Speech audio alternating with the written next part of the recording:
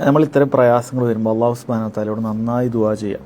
അള്ളാഹു ഉദ്ദേശിക്കുന്ന ഒരു സമയത്ത് അള്ളാഹു ഉദ്ദേശിക്കുന്ന വ്യക്തിയുമായിട്ടുള്ള കല്യാണം നടക്കും, നിക്കാഹ് നടക്കും. അള്ളാഹു ഉദ്ദേശിച്ചതല്ലാതെ നടക്കില്ല നമ്മൾ എത്ര പരിശ്രമിച്ചാൽ. അതുകൊണ്ട് അള്ളാഹിനോട് നന്നായിട്ട് നമ്മൾ ദുആ ചെയ്യുക എന്നുള്ളത് മനസ്സിലാക്കുക. പിന്നെ നമ്മളെ ഒരു കാരണം പറഞ്ഞല്ലോ, നമുക്ക് ഭംഗി കുറച്ച് കുറവുള്ളത് കൊണ്ടാണ്, അതാണ് നമുക്ക് വലിയ പ്രയാസമായി തോന്നുന്നത്. നമ്മളെക്കാളും പ്രയാസം അനുഭവിക്കുന്ന ആൾക്കാരെ കൊണ്ട് ചിന്തിച്ച് നോക്കുക. എത്ര ഭംഗിയുണ്ടായിട്ടും നിർഭയത്വമില്ലാതെ പ്രയാസപ്പെടുന്ന ബോംബ് വർഷങ്ങൾക്ക് മുമ്പിൽ പേടിച്ചുകൊണ്ട് ജീവിതം തള്ളി നിൽക്കുന്ന ജീവിതങ്ങൾ ലോകത്തുണ്ട്.